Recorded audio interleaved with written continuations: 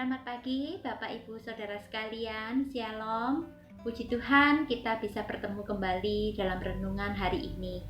Mari sebelum kita mendengarkan firman Tuhan, kita berdoa terlebih dahulu. Bapa di surga, Bapa yang sangat baik buat kami. Kami bersyukur karena Engkau sampai hari ini melindungi kami, memberikan kami kesempatan untuk hidup. Kami bersyukur untuk pemeliharaan Tuhan dan kesetiaan Tuhan yang tidak pernah terlambat di dalam kehidupan kami. Kami bersyukur dan kami ingin kembali dekat kepada Tuhan mendengarkan firman-Mu. Tolong kami Tuhan supaya kami dapat berkat Tuhan dari firman ini dan kami dapat melakukannya di dalam kehidupan kami. Dalam nama-Mu kami berdoa. Amin. Bapak Ibu, saya menduga sebagian besar dari kita, atau kalau boleh saya katakan, semua orang lebih suka berteman atau memihak pada orang yang berintegritas. Betul tidak? Seperti apa sih ciri orang yang berintegritas? Kita dapat mengetahuinya dari apa yang mereka katakan, senada dengan apa yang mereka lakukan.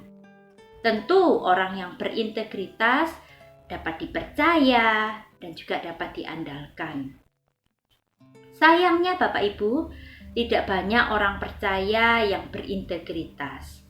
Karena itu mari pagi hari ini kita mau belajar kembali lewat kebenaran firman Tuhan yang terdapat dalam Matius pasal 5 ayat 33 sampai 37.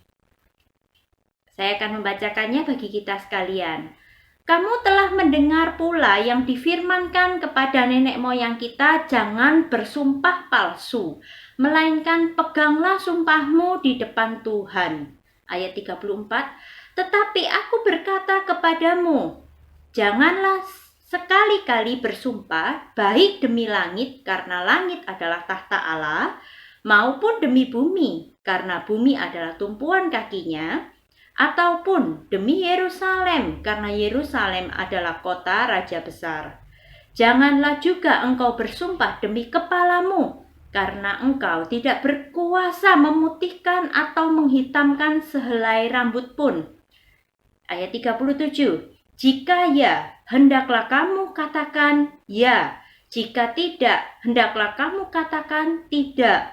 Apa yang lebih daripada itu berasal dari si jahat.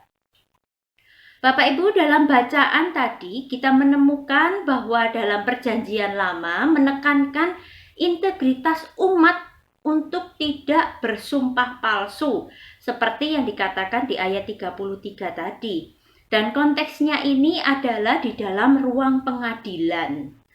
Nah, bersumpah berarti mengikut sertakan Tuhan dalam kesepakatan bahwa apa yang dikatakan oleh saksi atau orang yang bersumpah itu benar.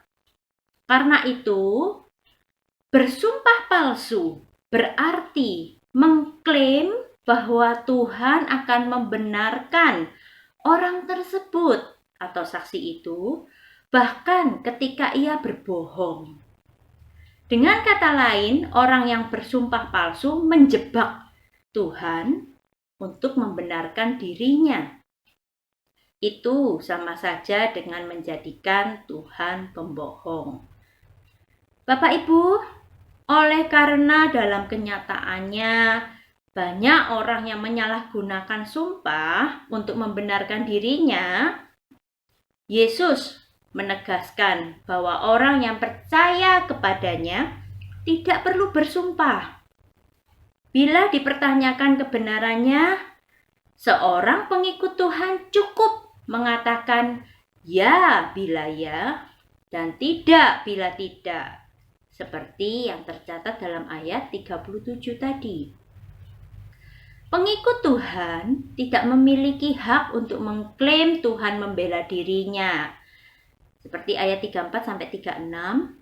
Karena janji Tuhan untuk membela anak-anaknya merupakan anugerah semata, Bapak Ibu. Artinya, pengikut Tuhan harus hidup sedemikian sehingga kata-katanya, baik ya maupun tidak sudah cukup menjadi jaminan kebenaran. Jadi tidak perlu ada embel-embel sumpah demi Tuhan, tidak perlu. Nah, Bapak Ibu, era saat ini sering sekali disebut dengan era informasi. Banyak informasi dalam sekejap mata dapat beredar ke seluruh dunia. Sayangnya, banyak informasi yang beredar yang menyesatkan, menipu, berisi kebohongan yang membuat masyarakat resah, panik, ketakutan yang berlebihan. Namun karena dibungkus dengan kata-kata dan gambar yang memikat, akhirnya diterima sebagai kebenaran. Bapak Ibu, kita sebagai anak-anak Tuhan, orang percaya, pengikut Kristus, harus memerangi kebohongan seperti ini. Caranya adalah biasakan, dan inilah yang menjadi pola hidup kita.